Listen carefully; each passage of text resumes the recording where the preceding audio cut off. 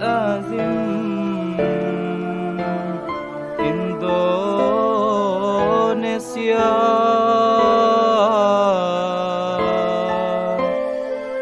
jayalah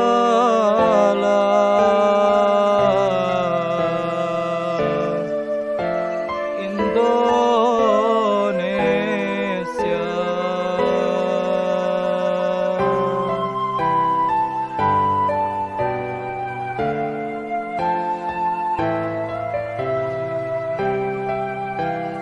Asyhadu an la ilaha illallah wahdahu la syarikalah wa asyhadu anna Muhammadan abduhu wa rasuluh. Amma ba'du. Fa'udzu billahi minasyaitonir rajim. Bismillahirrahmanirrahim. Innallaha la yughayyiru ma biqaumin hatta yughayyiru ma bi anfusihim.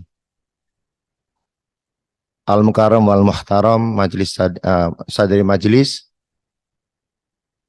hadirin wal hadirat, peserta Jalsah Salanah Nasional 2023. Assalamualaikum warahmatullahi wabarakatuh.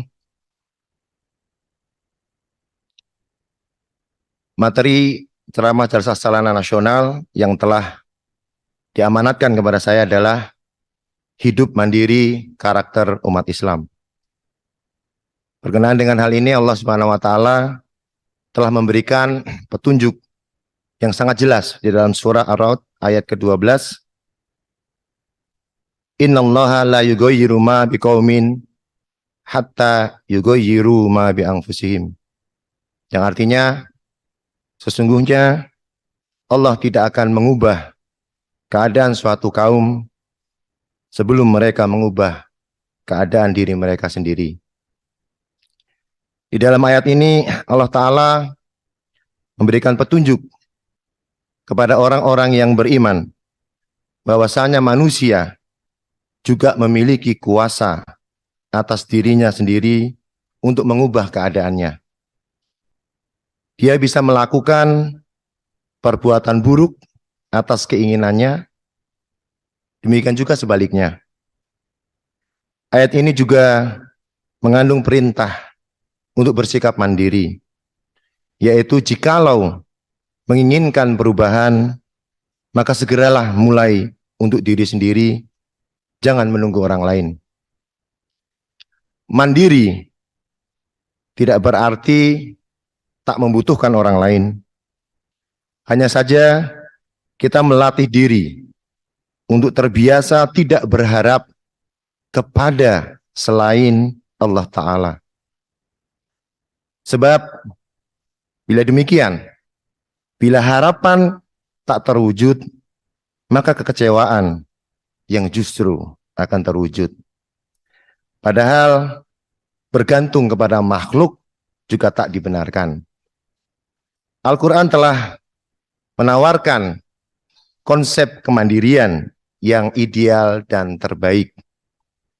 Karena dalam konsep kemandirian yang ditawarkan oleh Islam adalah kemandirian yang didasari oleh takwa, yaitu ada unsur tawakal di dalamnya, yakni setelah berdoa dan berupaya untuk mencapai hasil yang terbaik, kemudian sepenuhnya berserah diri kepada Allah Ta'ala.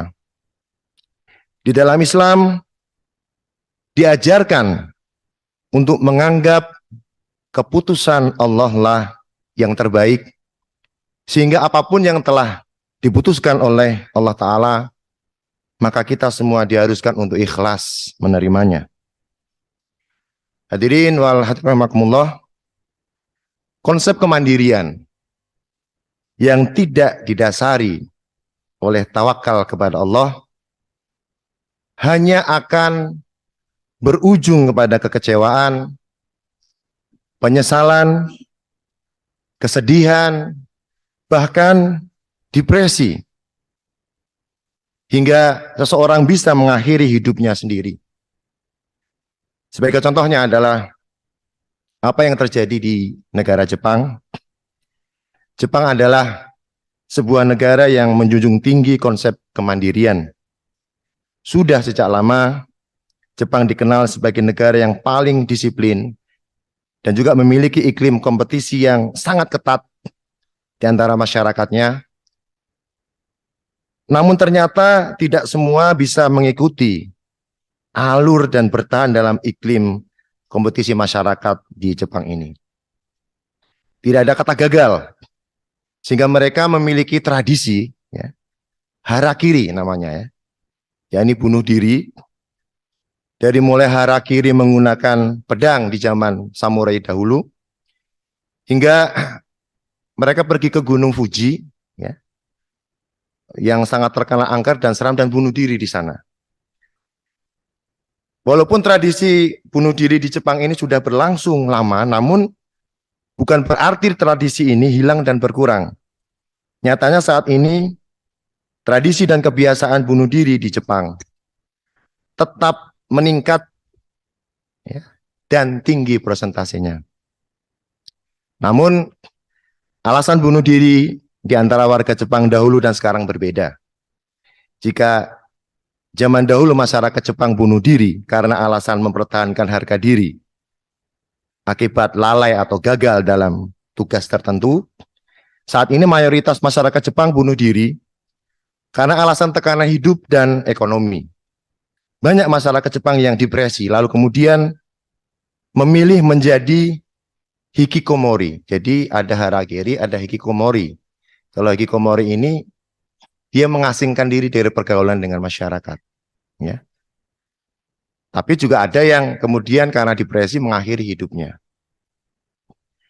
Pada tahun 2012 yang lalu tercatat tingkat bunuh diri di negara Jepang adalah yang tertinggi di dunia, dengan persentase rata-rata 76 orang melakukan bunuh diri setiap harinya. Nah, hal ini disebabkan oleh tekanan hidup dan iklim ekonomi serta kompetisi yang menjadi alasan utama mereka melakukan bunuh diri. Para warga Jepang yang sudah bekerja tidak selamanya bisa menikmati hidup dengan layak. Mereka masih harus bergelut dengan capek, letih, dan himpitan hidup dengan upah yang tidak memadai. Mereka lalu berpikir daripada terus hidup dan bekerja namun tidak bahagia, lebih baik mengakhiri hidup dengan harapan bisa melepaskan diri dari jerat belenggu yang selama ini menimpa mereka. Jadi kalau kita ingat, hadirin hadirat, pada tahun 2011, ya, bulan Maret itu terjadi gempa dan juga tsunami yang sangat besar, ya, di Jepang, di kota Fukushima. Nah, akibat gempa dan tsunami itu 18.000 orang, ya, meninggal dunia. Nah, di situ ada, di Fukushima itu dibangun PLTN, ya. Jadi pusat listrik tenaga nuklir, ya. Itu dibangun, didesain, ya, memang untuk tahan gempa, dan kalau ada tsunami itu tidak akan mengenai PLTN itu karena berbahaya, ya. Jadi dindingnya itu didesain dibangun 10 meter. Karena tsunami di Aceh saja 8 meter itu sudah seperti itu, habis, ya, Aceh, ya. Jadi itu dibuat 10 meter. Jadi ketika 2011 itu terjadi tsunami, gelombang pertama itu tidak bisa menembus PLTN yang ada di dalam tembok itu. Gelombang pertama, ya, berarti mungkin di bawah 10 meter tingginya. Tapi gelombang kedua tingginya 14 meter lebih. Jadi air tsunami itu masuk ke PLTN dan terjadi kerusakan yang luar biasa, ya. Generator daruratnya itu rusak, terjadi ledakan kimia, ya, mengakibatkan radiasi nuklir, ya, seperti Chernobyl, ya, di Uni Soviet itu, ya. Nah, jadi setelah gempa dan tsunami itu memang banyak permasalahan yang timbul. Nah, di sini menurut penelitian dalam Harvard Review of Psychiatry, ya, yang diterbitkan oleh Walter Kluwer. Jadi gempa dahsyat 2011, ya, dan tsunami itu yang mengakibatkan juga bencana nuklir, ya, itu juga memiliki dampak secara general, ya, kesehatan mental yang tinggi. Jadi banyak yang depresi, banyak yang akhirnya mengakhiri hidupnya, ya. Dan memang sebagian besar masyarakat Jepang, jadi dulu waktu saya di Tuvalu, banyak tenaga ahli yang dikirim dari Jepang, ya, untuk membantu pemerintah di sana. Jadi kita kadang ngobrol, diskusi ya. Jadi saya tanyakan mengenai keyakinan mereka tentang Tuhan. Jadi sebagian besar masyarakatnya itu memang tidak percaya dengan Tuhan, dengan doa. Jadi mereka bilang kalau kita mau sesuatu ya kita berusaha, kita raih. Nah, menurut keyakinan mereka kalau sungguh-sungguh pasti dapat. Tapi kenyataannya kan nggak semua seperti itu yang kita kehendaki. Kita sudah berusaha, kadang-kadang tidak dapat yang kita inginkan. Nah, orang Jepang itulah yang bikin depresi. Loh, saya sudah begini, seperti mereka sudah bangun ya, tembok yang untuk ya bisa menghadapi tsunami, rupanya mereka tidak bisa melawan kekuatan Tuhan. Hadirin wa hadirin rahimakumullah, saya ingin menyampaikan mengenai kemandirian dalam perspektif Rasulullah SAW. Ya. Kemandirian atau sikap mandiri dalam Islam merupakan jalan untuk menjaga harga diri orang muslim yang beriman dengan hanya bergantung kepada Allah Ta'ala dan bukan kepada makhluknya. Semangat kemandirian telah diajarkan oleh teladan sempurna kita yang paling utama, yang mulia, Rasulullah Sallallahu Alaihi Wasallam. Dalam sabda-sabdanya, Rasulullah SAW mengunggulkan muslim yang giat bekerja, tidak pantang menyerah, dan terus optimis pada usahanya. Beliau Sallallahu Alaihi Wasallam mengajarkan umatnya agar tidak terjerumus kepada sikap bergantung kepada orang lain, sikap mandiri yang diajarkan oleh Rasulullah Sallallahu Alaihi Wasallam tentunya patut kita semua teladani.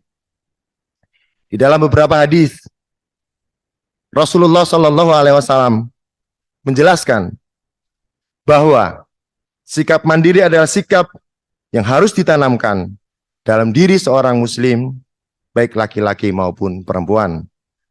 Beliau Sallallahu Alaihi Wasallam pernah bersabda, Allahumma sholli ala Muhammad wa ala Muhammad kama shallaita ala Ibrahim wa ala Ibrahim wa barik wa sallim innaka Hamidum Majid. An Abi Ubaid Maula Abdurrahman ibn Auf annahu sami'a Aba Hurairah radhiyallahu anhu yaqul qala Rasulullah sallallahu alaihi wasallam la yahtatiba ahadukum husmatan ala dhahrihi khairul lahu min ayyas al ahadan fayu'tiyahu au yamna'ahu. Yang artinya dari Abu Ubaid hamba Abdurrahman bin Auf yang mendengar Abu Hurairah radhiyallahu anhu berkata, Rasulullah Shallallahu Alaihi Wasallam bersabda, sungguh pikulan seikat kayu bakar di atas punggung salah seorang kamu, lantas dijual, ya, lebih baik daripada ia meminta-minta kepada orang lain, entah itu diberi atau tidak. Hadis riwayat Bukhari. Sikap meminta-minta adalah sikap yang merendahkan diri sendiri. Ia juga membuat seseorang terus bergantung pada orang lain. Padahal Allah menitipkan kekuatan dan kemampuan pada tiap hambanya untuk menghidupi dirinya sendiri. Sikap mandiri tak hanya sebatas mandiri secara ekonomi, tapi juga dalam hal lain.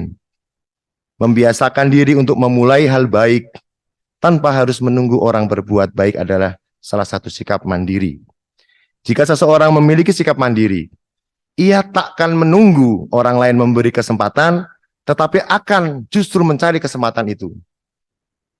Setiap muslim yang beriman hendaknya membangun kemandirian dalam dirinya, sebab kemandirian dapat menjadi jalan untuk menjaga harga dirinya. Dia tidak bergantung pada orang lain, sehingga menghindarkannya dari sifat meminta-minta.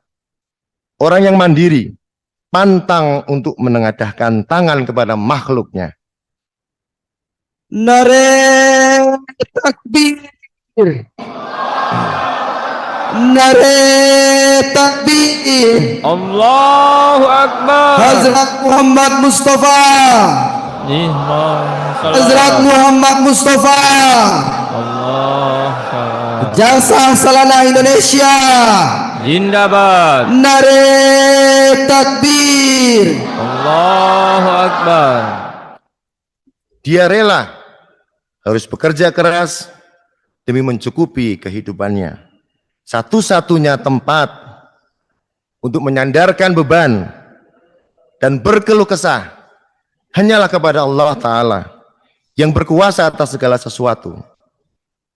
Rasulullah Sallallahu Alaihi Wasallam bersabda dari Abi Abdillah Zubair bin Awam radhiyallahu anhu, dari Rasulullah Sallallahu Alaihi Wasallam, beliau bersabda, sesungguhnya seorang di antara kalian membawa tali-talinya dan pergi ke bukit untuk mencari kayu bakar yang diletakkan di punggungnya untuk dijual, sehingga ia bisa menutupi kebutuhannya, adalah lebih baik daripada meminta-minta kepada orang lain, baik mereka memberi atau tidak. Hadis riwayat Bukhari. Rasulullah SAW sangat menganjurkan umatnya untuk bisa mandiri dalam ekonominya. Orang yang hidup mandiri cenderung bebas hutang budi dari siapapun. Dan hikmah penting dari orang yang bertekad untuk selalu mandiri adalah memiliki derajat lebih baik dari mereka yang meminta-minta. Kemudian Rasulullah SAW bersabda dari Mikdam, dari Rasulullah SAW beliau bersabda, tiada sesuap pun makanan yang lebih baik dari makanan hasil jerih payahnya sendiri. Sungguh, Nabi Daud alaihissalam makan dari hasil keringatnya sendiri. Hadis riwayat Bukhari. Saat seseorang menunjukkan perilaku mandiri, maka dia memiliki kebebasan dari pengaruh orang lain. Orang tersebut mampu menentukan sendiri hal yang harus dilakukan, menentukan dalam memilih berbagai kemungkinan dari perbuatannya, dan mencari solusi sendiri dari masalah yang dihadapinya tanpa melibatkan campur tangan orang lain. Hadirin wal hadirin rahimakumullah, saya ingin juga menyampaikan mengenai teladan kemandirian dari Hadrat Masih Maud alaihi salatu wassalam.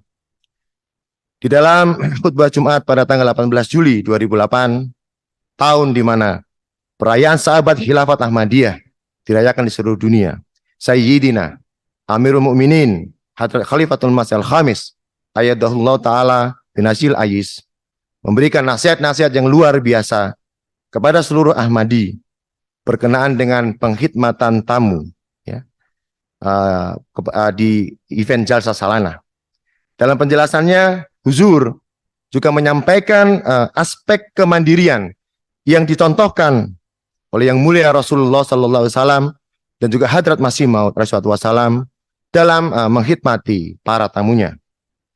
Huzur Aidullah Ta'ala bin Nasil Ayis menyampaikan bahwa contoh istimewa Rasulullah Sallallahu Alaihi Wasallam dalam memuliakan tamu yang berkunjung menemui beliau antara lain ialah peristiwa seorang tamu yang beragama Kristen karena keadaan darurat mengotori kasur. Rasulullah SAW tak segan-segan membersihkannya dengan tangan beliau sendiri. Pada waktu kedatangan serombongan delegasi dari Abyssinia, beliau sendiri yang mengkhidmatinya, bahkan sampai memerah susu dari 7 ekor kambing demi untuk memuaskan para tamu. Karena contoh kebaikan beliau SAW ini, maka para sahabat radhiyallahu ta'ala anhum pun mengikuti tarbiyat beliau. Jadi saya juga baca kisah mengenai Rasulullah SAW yang membersihkan tadi kotoran seorang Kristen tamu beliau. Ini ada di Malfuzot ya, jilid 6. Jadi kisahnya seperti ini. Saya agak ini. Ada tamu dari Rasulullah SAW, beliau seorang Kristen ya. Kemudian beliau Rasulullah SAW menjamu tamu ini, memberikan makan dengan sangat kenyang kepada tamu itu ya. Lalu juga mempersilahkan tamu itu untuk menginap, dan tamu itu menerima tawaran Rasulullah SAW. Kemudian tamu ini menginap karena mungkin terlalu kenyang ya. Jadi tamu ini pun nggak bisa menahan, akhirnya buang hajat di situ di tempat tidur ya. Jadi pagi harinya karena malu ya, tamu ini buru-buru pergi meninggalkan rumah Rasulullah SAW. Jadi sahabat waktu itu melihat ada kotoran orang Kristen ini yang ada di kasur. Lalu sahabat menawarkan diri untuk membersihkan, tapi Rasulullah SAW menolak. Ini tamu saya, kata beliau.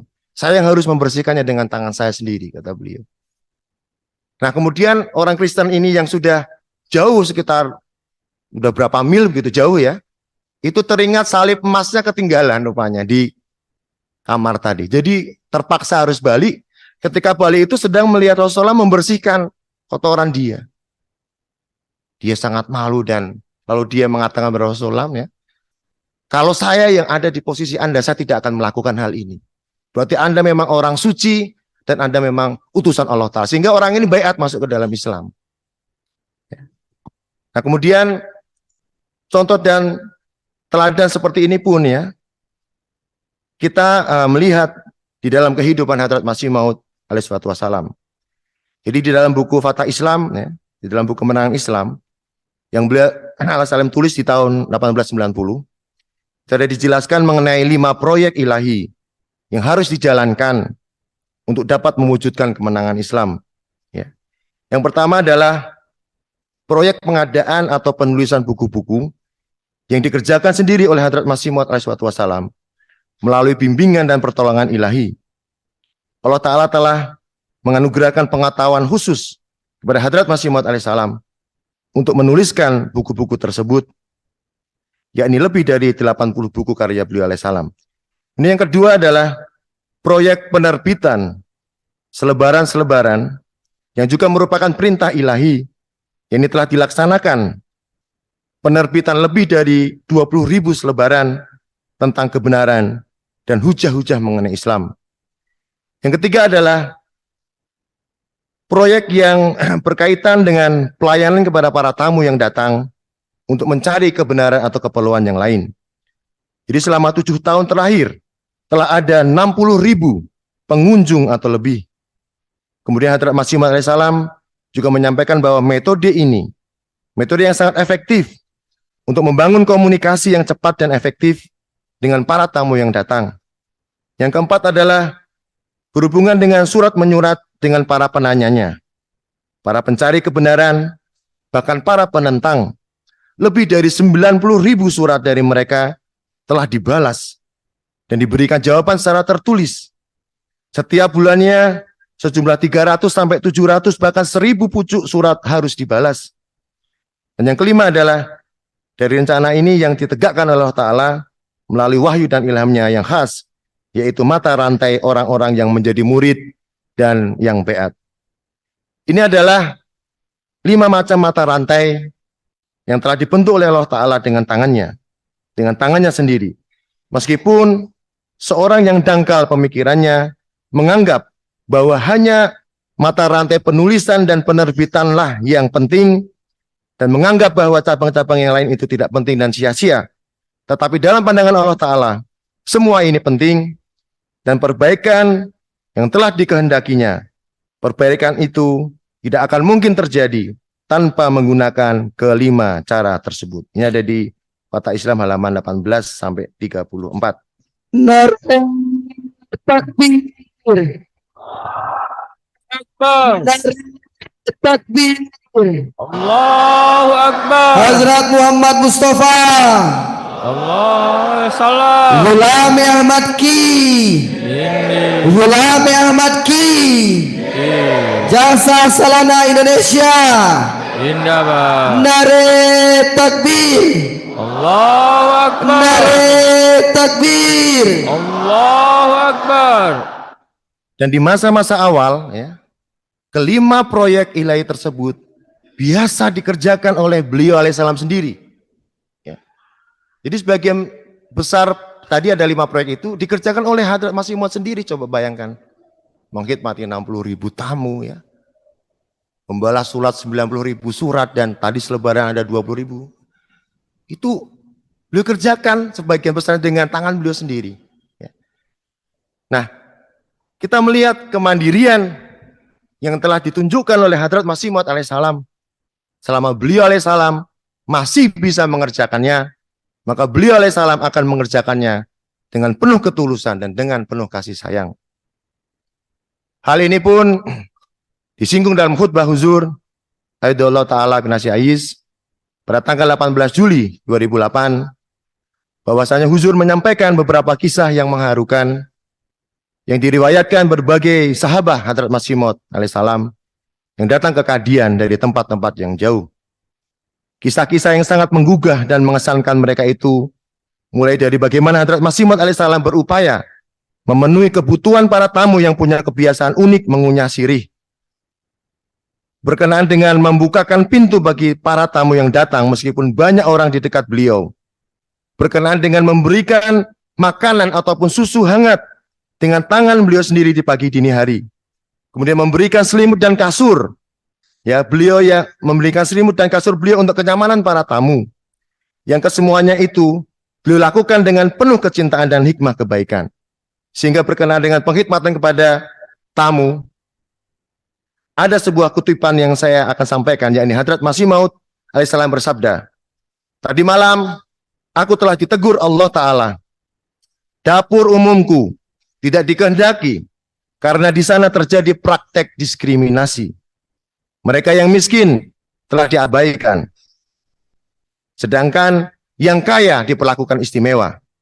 Ya. Kemudian beliau alaihissalam sendiri yang mengawasi pengaturan penyajian makanan, ya, agar semuanya disajikan makanan yang sama. Ini ada di Register Riwayat Sahabah volume 13 halaman 109, riwayat Mian Abdullah Gitah Syahrani. Hadirin walidin rahimakumullah, sebagai penutup ya saya ingin menyampaikan ciri-ciri orang berkarakter mandiri ya. Jadi di antara yang pertama, orang yang berkarakter mandiri itu progresif dan ulet.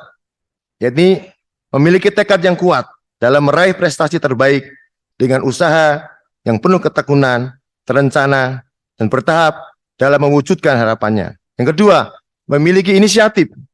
Ya. Artinya orang yang mandiri mampu berpikir dan bertindak secara original, kreatif, dan penuh inspirasi. Yang ketiga, mampu mengendalikan diri dari dalam. Dia mampu mengatasi masalah yang dihadapi, mampu mengendalikan tindakannya, dan mampu mempengaruhi lingkungan dengan usahanya sendiri. Yang keempat, kemantapan diri. Ya. Hal ini mencakup dalam aspek kepercayaan pada diri sendiri. Kemandirian diukur dari perilaku seseorang dan bukan karena usianya. Orang lebih muda bisa jadi lebih mandiri dari orang yang lebih tua. Dan kemandirian merupakan salah satu bentuk untuk mengubah nasib sendiri dari keadaan yang kekurangan menjadi situasi yang lebih baik.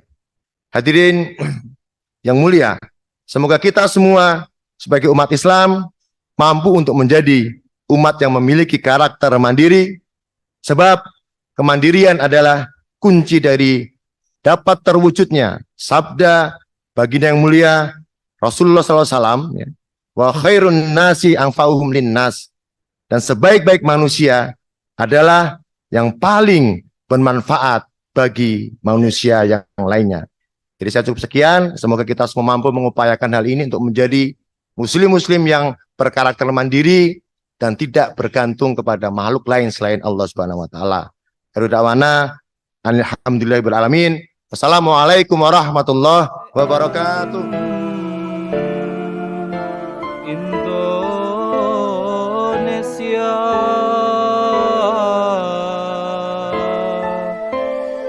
jayalah,